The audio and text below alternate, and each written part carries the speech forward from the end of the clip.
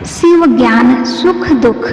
एक बार माता पार्वती ने भगवान शिव से कहा कि प्रभु, मैंने पृथ्वी पर देखा है कि जो व्यक्ति पहले से ही अपने प्रारब्ध से दुखी हैं, आप उसे और ज़्यादा दुख प्रदान करते हैं, और जो सुख में है आप उसे दुख नहीं देते हैं। भगवान ने इस बात को समझाने के लिए माता पार्वती को धरती पर चलने के लिए कहा, और दोनों ने इंसानी रूप में पति पत्नी का रूप लिया और एक गांव के पास डेरा जमाया।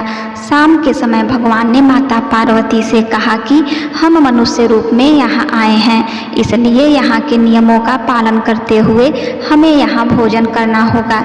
इसलिए मैं भोजन की सामग्री की व्यवस्था करता हूँ, तब तक तुम भोजन बनाओ।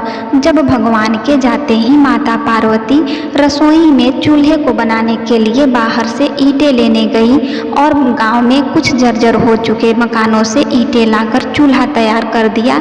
चूल्हा तैयार होते ही भगवान वहां पर बिना कुछ लाए ही प्रकट हो गए। माता पार्वती ने उनसे कहा, आप तो कुछ लेकर नहीं आए, भोजन कैसे बनेगा? भगवान बोले, पार्वती, अब तुम्हें इसकी जरूरत नहीं पड़ेगी।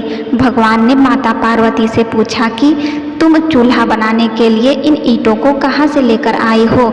माता पार्वती ने कहा, प्रभु, इस गांव में बहुत से ऐसे घर भी हैं जिनका रखरखाव सही ढंग से नहीं हो रहा है। उनकी जर्जर हो चुकी दीवारों से मैं ईंटें निकाल कर ले आई। भगवान ने फिर कहा, जो घर पहले से ही खराब थे तुमने उन्हें और खराब कर दिया। तुम ईंटें उन सही घरों की दीवारों से भी तो ला सकती थी। माता पार्वती बोली, प्रभु, उन घरों में रहने वाले लोगों ने उनका रखरखाव बहुत सही तरीके से किया है और वो घर सुंदर भी लग रहे हैं। ऐसे में उनकी सुंदरता को बिगाड़ना उचित नहीं होता। भगवान बोले, पार्वती, यही तुम्हारे द्वारा पूछे गए प्रश्न का उत्तर है। जिन लोगों ने अपने घर का रखरखाव अच्छी तरह से किया है, यानी सही कर्मों से अपने जीवन को सुंदर बना रखा है, उन लोगों को दुख कैसे हो सकता है? मनुष्य के जीवन में जो भी सुखी है वो अपने कर्मों के द्वारा सुखी है, और जो दुखी है वो अपने कर्मों के द्वारा दुखी है। इसलिए हर एक मनुष्य को अपने जीवन में ऐसे ही कर्म करने चाहिए कि जिससे इतनी मजबूत व खूबसूरत इमारत खड़ी हो कि कभी भी कोई भी उसकी एक ईंट भी निकालने न पाए।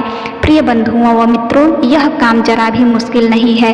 केवल सकारात्मक सोच और निस्वार्थ भावना की आवश्यकता है। इसलिए जीवन में हमेशा सही रास्ते का ही चयन करें और उसी पर चलें। इस कहानी से हमें यह सीख मिलती है कि हमेशा अच्छे कर्म करें, जीवन में हमेशा सही रास्ते का ही चयन करें।